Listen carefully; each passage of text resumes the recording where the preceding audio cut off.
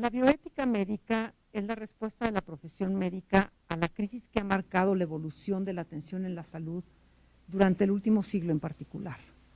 Cambios radicales en los conceptos definitorios de la enfermedad y por ende del quehacer médico, pasando de los modelos humoral, iatroquímico y iatrofísico al anatomopatológico primero, para luego ir incorporando el fisiopatológico, el microbiológico, el inmunológico, el biológico molecular, el genómico. Todos ellos íntimamente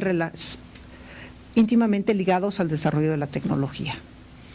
El proceso que así delineamos es el que conduce a la medicina a hacerse científica,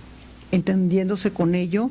adoptar y adaptar su quehacer a los criterios definitorios de la ciencia desarrollados por la civilización occidental a partir del siglo XVII.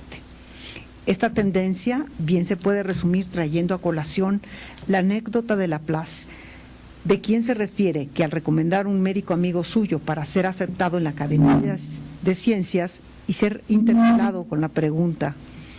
¿por qué un médico en la academia si los médicos no son científicos?, contestó que era precisamente para que lo fueran siendo. El hecho es que los médicos aceptaron el reto y la historia de la medicina entonces acá narra como parte sustancial ese proceso de convertirse en científica y los médicos en científicos. Lo que ha sucedido en el transcurso de estos 2 siglos y cuarto marca un desarrollo desmesurado del conocimiento médico y en éxitos radicales en el tratamiento y el control de numerosas enfermedades, así como una notable disminución de las tasas de mortalidad y también un asombroso incremento de la expectativa de vida al nacer. También lo señalaba Thomas Sydenham a finales del siglo XVII, al insistir en que no hay enfermos sino enfermedades, poniendo el conocimiento de la enfermedad como objetivo primordial del ejercicio de la medicina. No resulta extraño pensar que el enfoque del saber médico se centró en el conocimiento de la enfermedad, de las enfermedades, pero tampoco lo es que el enfermo, el ser humano enfermo, pasó a segundo término. Queja constante en estos 2 siglos ha sido la deshumanización de la medicina. Recordemos simple y sencillamente lo expresado en nuestro medio por médicos como Ignacio Chávez, clínico de altos vuelos, pionero de la cardiología en América Latina y constante impulsor del humanismo como pilar de una correcta atención médica, o como Raúl Fournier, hombre de exquisito trato con sus pacientes, gastroenterólogo distinguido y director de nuestra Facultad de Medicina. Carlos Béjar Lacabe publicaba en 1959 un libro bajo el título de La deshumanización de la medicina, el cual expresa la misma protesta que 30 años después haría Peter Savenek en La muerte de la medicina humana. Este último hace una llamada desesperanzada a evitar que el totalitarismo de una salud politizada y convertida en obligación y hace del riesgo de que la medicina se torne en una profesión dominante en términos de imposición ideológica que conlleva un higienismo a ultranza y a la práctica de una medicina coercitiva, la cual, por definición, no puede ser ética. El ser humano enfermo se diluye en una visión utópica de una sociedad sana. Sin embargo, Ruy Pérez Tamayo considera a la deshumanización de la medicina como un pseudo problema de la ética médica, aduciendo que el problema no es lo que en realidad la sustitución de la realidad humana del paciente por los datos duros que conducen al establecimiento de procesos diagnósticos y terapéuticos, sino el que el médico sea ineficiente. Anecdóticamente podríamos recordar lo que en su momento se dijo de Dupuytren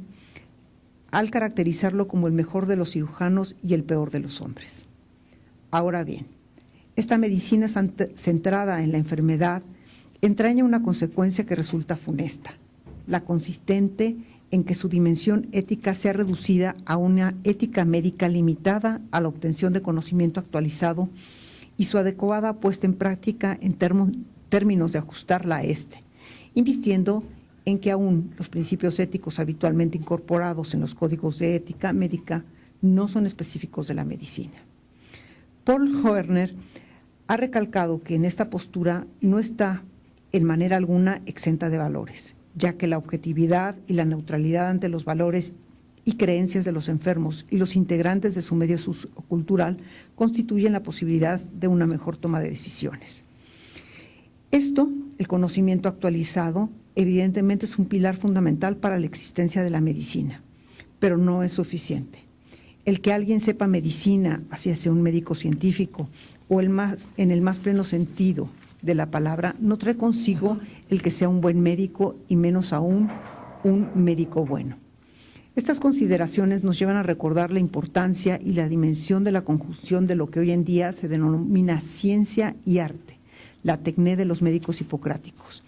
Esta acepción de tecné como saber, saber hacer, hacerlo con excelencia y saber para qué se hace, significa ni más ni menos que la integración en el quehacer del médico de un conocimiento actualizado y encuadrarlo en los fundamentos éticos en los que marcan toda acción profesional del médico. Tal herencia constituye la esencia ética de la medicina. Baste recordar que ha sido transmitida en la tradición médica occidental y se han sumado a ella correlatos presentes en las tradiciones de culturas milenarias que participan actualmente en la configuración de una humanidad global, como son el taoísmo, el confucianismo en China, el budismo, el hinduismo, el islamismo, el judaísmo, las tradiciones mesoamericanas y andinas. Con altibajos que se han repetido a lo largo de los siglos, esta ética médica, a la que continuaremos llamando hipocrática en honor de la tradición que la define, ha sido el marco referencial válido a través de 25 siglos y su olvido operativo durante el último siglo y medio. Su limitación a la práctica de una buena ciencia es lo que ha motivado la necesidad de revivir teorías y principios éticos y apropiarse desde la medicina de un sustancial porcentaje del pensamiento bioético. Orígenes de la bioética. El término bioética, acuñado primera vez por Fritz Haar en 1929, cobró valor solamente a fines de los 60 de ese mismo siglo, cuando Van Rensselaer Potter, investigador de la Universidad de Wisconsin, enfrascado en el estudio de sustancias citotóxicas y su efectividad en el tratamiento del cáncer, lo trajo a colación para significar una sabiduría que encauzara los nuevos conocimientos y los incesantes avances tecnológicos hacia una actitud ética ante todo y responsable ante los resultados indeseables de las acciones humanas sobre los seres vivos y el medio ambiente que les rodea e influye perjudicialmente sobre ellos al ser alterado. Él mismo haría explícita la intención subyacente a la elección del término al asentar en su Presidential Address dirigida a los oncólogos y publicada en Cancer Research, que había elegido los bios para representar la ciencia de los seres vivientes y el ethos a su vez para representar el conocimiento de los sistemas de valores humanos. Si bien su primer artículo publicado en Perspectives of Biology and Medicine y en su libro Bioethics, A Bridge to the Future, presentaba la bioética con pretensión de ser esta una ciencia y representar un paso en la evolución del universo hacia la noósfera, la reificación del pensamiento puro. Su objeto inmediato se reducía a la biosfera y el espacio propio de los seres vivientes como los conocemos ahora, con la abertura a la visión de una indispensable toma de conciencia en cuanto a los efectos indeseables que le pueden resultar prácticas encaminadas a obtener ventajas para las sociedades humanas y que resultan en el deterioro en los más diversos sentidos.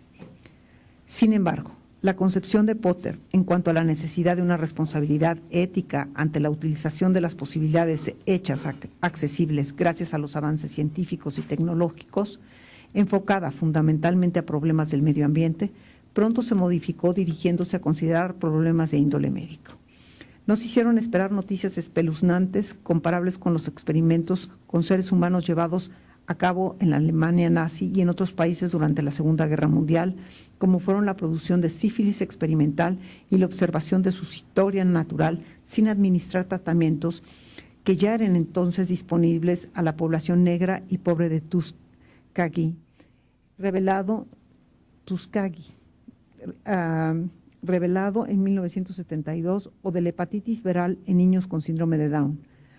casos ambos bien conocidos. La bioética se medicalizó, como afirmó atinadamente Octavio Rivero, pero lo hizo en varios sentidos. En primer lugar, incorporó una gran cantidad de problemas y dilemas provenientes del campo de la medicina. Albert Johnson en su excelente estudio sobre la historia de la ética médica, hace una breve revisión de los principales acontecimientos que motivaron el que la medicina recordara y enlista, iniciando con el juicio de Nuremberg en 1947 y culminando con la toma de conciencia de la epidemia de SIDA en 1983. Eventos que han sido significativos para formar un campo disciplinario, la bioética médica, distinguible por pleno derecho de lo que se ha dado en llamar bioética ambiental y aún macrobioética. Llama la atención que los casos clínicos que evoca siempre son aquellos que dieron lugar a lineamientos jurídicos bien definidos, casos ejemplares, lo que significa que el centro de la atención continuó, un tanto cuanto ajeno a la persona enferma, para enfocarse a los aspectos que originarán parámetros de protección de convenciones dentro de la moral social. No es extraño que los grandes temas de bioética médica sean los problemas relacionados con el inicio y el fin de la vida y la definición consecuente de persona humana, con relevancia de temas como son el aborto y la eutanasia. Desde los primeros momentos, prácticamente todos los autores que abordaron estos temas coincidieron en que la responsabilidad moral en estos momentos era el valor virtud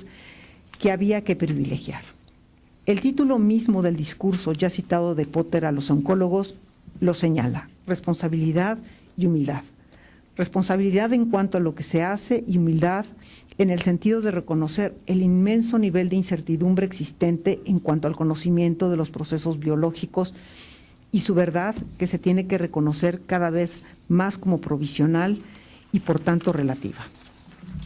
De esos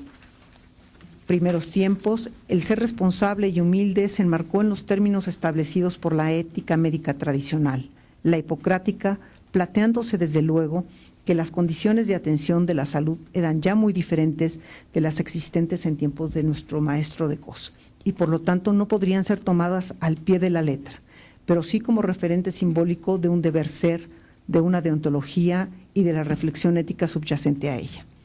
Actuar siempre en beneficio del enfermo y nunca actuar en contra de la naturaleza concebida, esta como una fuerza esencialmente curativa, y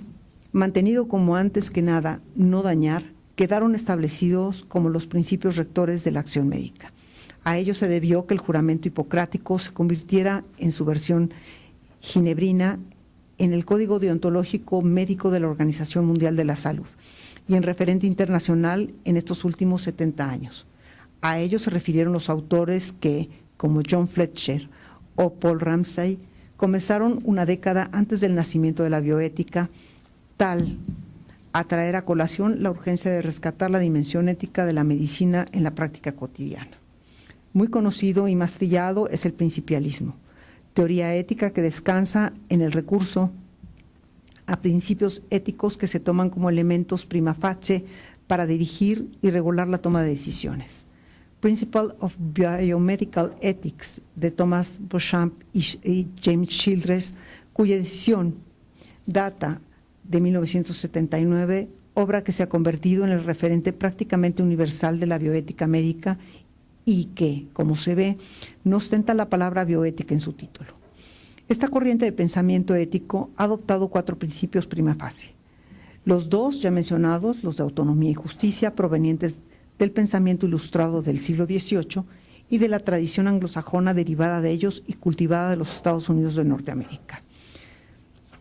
Gracia y la reducción de los 2 principios prima facie, quedándose con los 2 de no maleficencia y justicia, siendo los otros 2 secundarias en relación con ellos, marcan una tendencia franca hacia el cuidado y protección de las personas enfermas, en tanto que la escuela danesa, derivada de la filosofía de Paul Ricoeur, prioriza como elementos los principios de la protección de la vulnerabilidad y la integridad y la dignidad. Otros autores, en este caso Daniel Clousler, Charles Culver, Bernard Goethe, han insistido en que la bioética no debe de basarse en principios, sino en una moral común. Una visión enfocada hacia el mayor bien común, acorde a los principios de Bentham y Stuart Mill, el utilitarismo, representa una de las tendencias principales de la bioética contemporánea y por ende de la bioética médica. Identificada con los autores de talla de Tristan Engelhardt y Peter Singer, se han enfocado, en el caso del primero, al empleo de los principios como herramienta para poder establecer juicios éticos y tomar decisiones ante las más variadas circunstancias y situaciones.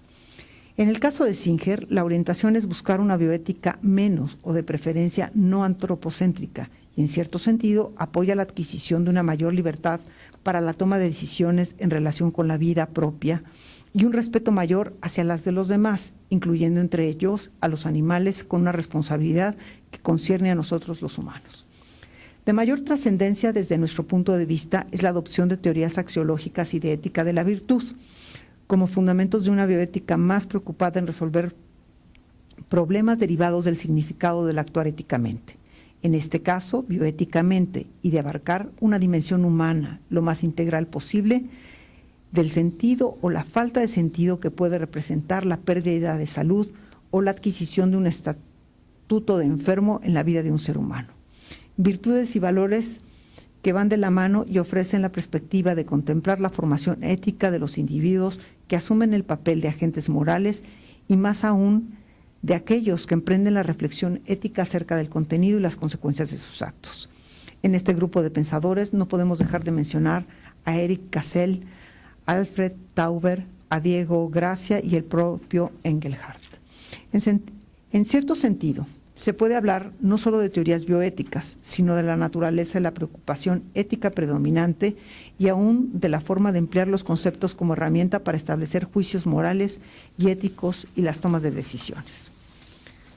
La bioética médica en la clínica. Un gran interés en la dimensión ética de la clínica es uno de los más importantes resultados del naciente pensamiento bioético. Se pasa a través de ella de la dimensión bioética, ya no de las ciencias médicas básicas, sino de su aplicación en la vida diaria del enfermo. Aparece ahora el enfermo como un elemento capital de la tríada hipocrática. Las ciencias básicas ofrecen el conocimiento último, en el momento, claro está, pero la clínica obliga a considerar al paciente quien padece y convertirlo en enfermo al poder identificar y nombrar la enfermedad que padece. Bien señalaba Pasteur Valéry Radot, nieto de Luis Pasteur, que existe solo una medicina, la medicina única, la medicina verdadera, la medicina clínica. Pero ya la exploración clínica y la misma historia clínica habían venido reduciendo la dimensión personal del paciente para dar lugar a las manifestaciones de la enfermedad, y no se necesita mucha imaginación para darse cuenta que los avances en los medios accesibles para llegar al diagnóstico y los fundamentos científicos que entraña han conducido paulatinamente una clínica que borra la presencia y la centralidad del enfermo para dar lugar a la enfermedad como elemento dominante, si no es que es el único. En un treno por la clínica desfalleciente que pierde el empleo de la palabra y de los sentidos para ser sustituida por medios artificiales, tecnológicos que permiten hacer inferencias a distancia, el grupo de pensadores médicos convocado por Dominique Lecourt no aboga por la presencia del paciente por sí mismo, sino como portador de datos diagnósticos que serían detectados por la perspicacia del médico. Más, ¿es la identificación de la enfermedad el fin último de la medicina? ¿Debe el diagnóstico limitarse a ello?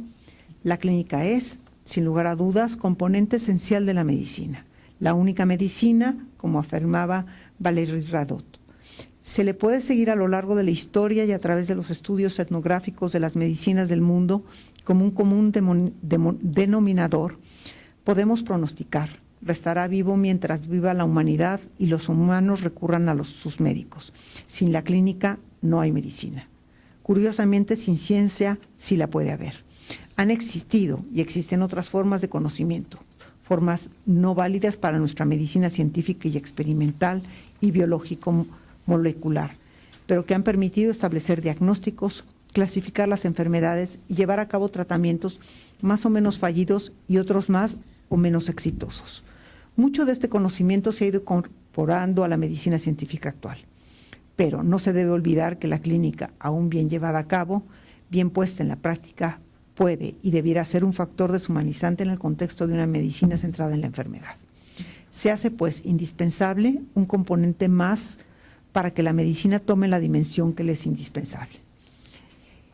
Este es el componente ético, no el establecido y limitado por la moral social, sino el que implica una reflexión profunda acerca de lo que significa la enfermedad para los seres humanos, sanos y enfermos. De hecho, se ha despertado un creciente interés por diversos temas relativos a la bioética médica en la clínica. Buena parte de ellos se ha enfocado en el diagnóstico, pero de igual o mayor magnitud son los que abordan temas específicos cuyo componente principal es el que se refiere a la práctica o no de abortos, de la eutanasia, del suicidio asistido, de los trasplantes, de las técnicas de reproducción asistida, a los cuidados paliativos, entre muchos otros. Pero falta insistir seriamente en las inmensas carencias bioéticas de la clínica cotidiana que se han tornado en secamente institucional, burocratizada y en biologicista. Los fines de la medicina. La precisión y ampliación de los fines de la medicina es algo urgente como contenido de una primera reflexión con miras a establecer qué es lo que la medicina en su dimensión de atención de la salud requiere de la bioética. Y a su vez, la bioética necesita de la medicina a fin de lograr una buena interacción que enriquezca a ambas en su dimensión disciplinar y favorezca una mejor y más humana e integral atención de los pacientes, tanto como individuos como en su carácter de competentes de un grupo social y partícipes de creencias, formas de pensar y conocimientos. El tema no es nuevo y ha sido abordado desde muy diversos ángulos. Lo que aquí nos interesa es señalar que a lo largo que nos referimos con fines, y es por eso que no se habla en este caso de metas, es individualizar hacia qué logros se dirigen los esfuerzos de la atención médica.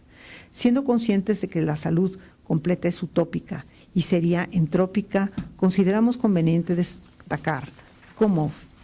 fines, en primer término, el mantener al individuo o al grupo en cuestión en las condiciones de salud basales que les hacen considerarse sanos, promover la salud mediante acciones dirigidas a mejorar dichas condiciones basales,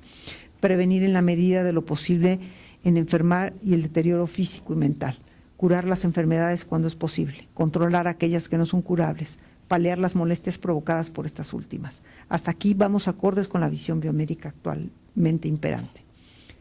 ¿Qué se debe de agregar? Aliviar el sufrimiento del paciente y su núcleo familiar y social, acompañarles en el proceso del padecimiento y de los estudios y de tratamientos que conlleva, consolarles ante lo inevitable de una enfermedad crónica y ante un estadio terminal, no terminado la atención y el acompañamiento hasta después de la muerte, buscando evitar muertes prematuras y el que la muerte, cuando inevitable, sea en paz. Todo esto implica un cambio sustancial en los contenidos de la atención médica y, por lo tanto, en las exigencias éticas, tanto para quien o quienes atienden como para el enfermo. Dicho cambio se puede caracterizar como el giro de una medicina centrada en la enfermedad a una medicina centrada en el enfermo, dejando por sentado que esto no implica el desconocimiento de la enfermedad ni de los más actualizados recursos disponibles, sino la suma a la búsqueda del mayor beneficio de la persona. Ahora bien, aquí se ha presentado ya históricamente la ruptura que mencionábamos en páginas anteriores. El beneficio consecutivo a curar, controlar, atenuar la enfermedad en términos de su biología no siempre coincide con el beneficio definido a través de la consideración de las expectativas del enfermo y de su proyecto de vida. Esto obliga a priorizar dos actitudes intelectuales: no perseguir metas sino fines, identificar a estos de acuerdo con una visión esencialista de la experiencia humana particularizada en cada enfermo. Los métodos empleados por la bioética para ello derivan de todos, cada uno de los modelos de pensamiento ético que elijan quienes se vean involucrados en la reflexión bioética previa a la toma de decisiones y de todos aquellos que participen en la formulación de teorías bioéticas. Se pueden tomar como puntos de partida los principios bioéticos, las morales comunes robustas, la axiología, la ética de la virtud, el bien común, la hermenéutica, las filosofías de la existencia, incluso las derivadas de cualquiera de los credos religiosos o ideológicos, siempre y cuando estos sean genuinamente sustentados por el paciente. Hacia un humanismo bioético. Nuestra principal preocupación es que la bioética, de ser una reificación actualizada de la milenaria tradición ética médica se someta completamente al conocimiento biológico y deje de ser su conductor en el terreno de su adquisición y de sus aplicaciones. Un temor que pensamos se habían fundado es que se medicalice en el sentido de perder su rumbo. Un segundo riesgo es que el auge de la bioética prescriptiva asociada al derecho positivo, por un lado, y al descansar plenamente en códigos deontológicos, que se conviertan en guías prácticas minimalistas en las que no cabe el ejercicio del criterio y menos la consideración del beneficio real del paciente. Ya hace cerca de medio siglo, Pedro Leinentralgo teorizaba sobre las dimensiones del arte médico al introducir la realidad humana dinámica en los contenidos esenciales de una antropología filosófica conducente a la personalización del enfermo en cuanto tal.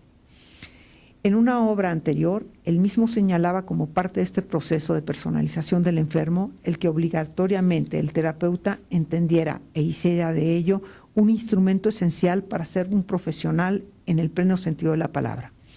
al cuerpo como fuente de impulsos, como causa de sentimientos, como realidad simbólica y como esencia de la realidad personal. Esto obliga a regresar a la construcción de un saber antropológico que antecede y subyace la ética. Lain engloba esto en lo que se llama la identidad de la persona derivada de la idea de sí mismo, de las dimensiones de su empleo de la libertad y de los contrastes entre la definición de la realidad del propio individuo con la realidad externa. Creencia, amor, filia y esperanza serían los ingredientes indispensables a crear y promover. Un momento afectivo del acto médico conduciría a esta amistad médica basada en la capacidad del propio profesional en la realización de los procesos transferenciales siempre anclados en vinculaciones afectivas. Bioética médica implica entonces una conciencia clara de las tensiones entre autonomía y libertad del paciente y un paternalismo ejercido con el fin de lograr su real beneficio. Debe adquirir una dimensión biográfica a fin de traer a colación el mayor número de elementos que permitan tener presente siempre la individualidad integral del paciente. El vehículo para ello es la relación médico-paciente, la cual asimismo requiere de toda una serie de definiciones, no estrictamente técnicas, sino antropológicas, comprendiendo relaciones de poder, ejercicio modulado de autoridad, confianza mutua, respeto y responsabilidad compartida. Los modelos para esclarecerla pueden estar centrados en el médico, caracterizados como autoritarios, y mecanísticas, los legales y contractuales en dimensión de negocios, centrados en el paciente, o los bilaterales en términos de asociación de acuerdos de amistad. Filia en la dimensión filosófica, hipocrática, platónica, que confiere Leinentralgo. En esta bioética de la práctica cotidiana de la atención de la salud, consideramos que deben tomarse en cuenta principios éticos, la moral social vigente, la cual, por cierto, puede y debe ser objeto de reflexiones críticas y de consideración de modificaciones benéficas, valores y virtudes. El fiel de esa balanza debe ser la filia, la amistad médica, y el común denominador, la confianza, resultado de tomar en cuenta expectativas y esperanza. No deben dejarse de lado ni la dimensión antropológica, ni la fenomenológica, y menos aún la existencial. La práctica médica, la atención de la salud, deben ser vehículos para la formación ética de los profesionistas que participan en ella, pero también en la de los pacientes, quienes acompañan en el proceso de su atención. Medicina centrada en la persona en su integridad, medicina promotora de proyectos de vida, fincados en las condiciones de salud de los pacientes y en las condiciones profesionales y personales de quienes les atienden. ¿Hacia dónde ir? Hacia una medicina de encuentros continuos entre seres humanos cuyas actividades complementan y enriquecen su realización existencial. Muchas gracias.